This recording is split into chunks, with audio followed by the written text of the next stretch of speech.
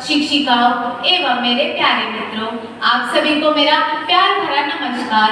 आज का मेरा विषय है, क्या सरकार लड़कियों की शिक्षा में असमानताओं को दूर करने में पूरी तरह से सफल है? इसके पक्ष में मैं अपने विचार प्रस्तुत करने जा रही हूँ। सबसे पहले मैं विषय के चयनकर्ताओं का हृदय की गहराइयों से आभार मानती हूँ, जिन्होंने इतने सुंदर विषय का चयन किया है। सरकार लड़कियों की शिक्षा में असमानताओं को दूर करने में पूरी तरह से सफल है और इस कार्य में अग्रसर भी है। आजादी के बाद से लड़कियों की शिक्षा में उत्तरोत्तर विकास हुआ है। शिक्षा की शुरुआत अनौपचारिक रूप से घर से शुरू होती है। जीवन में बढ़ते हुए कदम दर कदम पर हमें एहसास कराया जाता है कि हम लड़कियां हमारी वेशभूषा, खान पान और शिक्षा तक की ही सीमाएं तय करते हैं। बेटी को भी पढ़ाना होगा, अपने हक के लिए लड़ाना होगा। बेटी को भी पढ़ाना होगा, अपने हक के लिए लड़ाना होगा। अगर देश को है आगे बढ़ाना, तो जरूरी है बेटी को पढ़ाना। दोस्तों, सरकार ने समान रूप से हम सभी के लिए विद्यालय खोला है।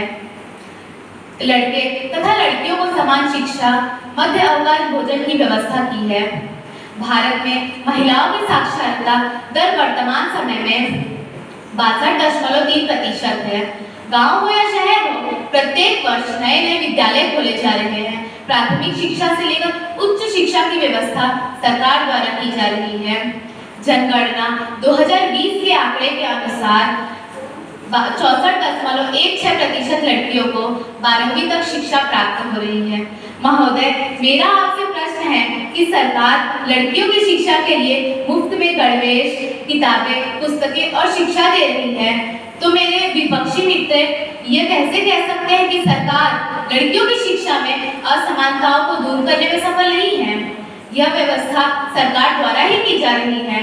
मैं अपने विपक्षी मित्रों से कहना चाहूंगी कि जोर से चिल्लाने या जोर से बोलने से झूठ सच नहीं हो जाता है। आज कई राज्य में महिलाओं के लिए 12वीं तक मुफ्त शिक्षा प्राप्त है। मैं यह कहना चाहूंगी कि सरकार लड़कियों की शिक्षा के लिए असमानताओं को दूर करने में पूरी तरह से सफल है। दोस्तों, अंतरिक्ष में जाने वाली पहली भारतीय महिला कल्पना चावला थी और दूसरी भारतीय महिला सुनीता विलियम्स है। यह कैसे मुमकिन हुआ? शिक्षा और सरकार के सहयोग से आजादी के बाद से लेकर आज के समय तक भारतीय महिलाओं ने कई कार्य किए हैं। जैसे 2024 पैरा ओलंपिक में मनु भाकर ने पदक हासिल किया है 10 मीटर एयर पिस्टल में। अंत में मैं 2 पंक्तियों से अपने वाणी को विराम देती हूँ। जन जन का यह नारा है, जन जन का यह नारा है, बेटी को आगे बढ़ाना है, बेटी को आगे बढ़ाना है।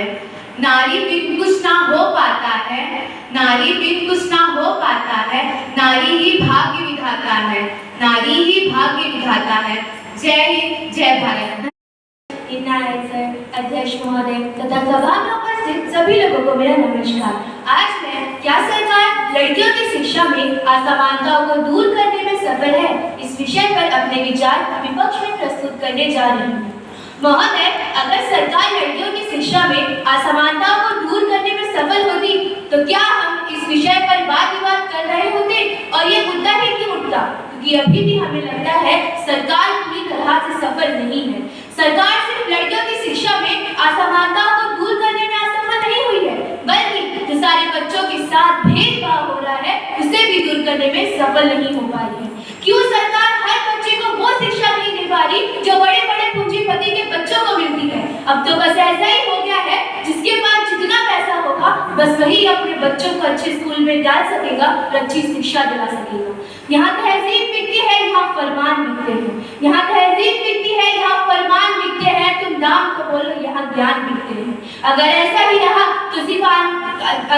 रहा तो आने वाले दिनों में सिर्फ लड़कियां ही नहीं, लड़के भी स्कूल नहीं आ पाएंगे। और बड़े बड़े पूंजीपति तो खुद मानते हैं, शिक्षा तुम्हारा नाश हो तुम नौकरी की हित बनी, शिक्षा तुम्हारा नाश हो तुम नौकरी की हित बनी। ले मुल्क के जीती रहो, रक्षक तुम्हारे है धनी, रक्षक तुम्हारे है धनी। और सरकार कैसे असमानताओं को दूर करेगी जब चीजें ही सरकारी नहीं बची? मैं आपसे पूछना चाहती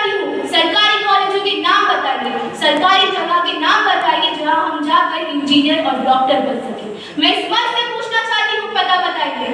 खामोश एवं अपलक निगाहों से आपसे मुझे देख रहे हैं। ऐसा लग रहा है कि प्रश्न पूछकर मैंने कोई गुनाह कर दिया है।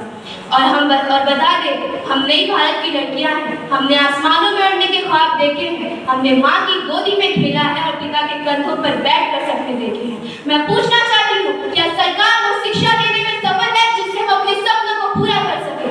नहीं साहब, नहीं। अगर होती तो हमारे देश में कल्पना चावला और सुनीता विलियम्स जैसी बेटियां बाहर विदेश में जाकर अपने सपने पूरे ना करती।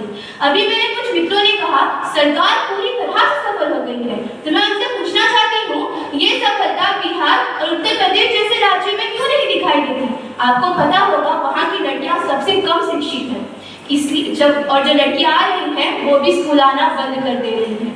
पता लगाया गया कि उनका स्कूल घर से इतना दूर है कि घर से स्कूल तक पहुंचने के बीच उनको बहुत सारी कठिनाइयों का सामना करना पड़ता है और बहुत सारी बुरी निगाहों से बचना पड़ता है।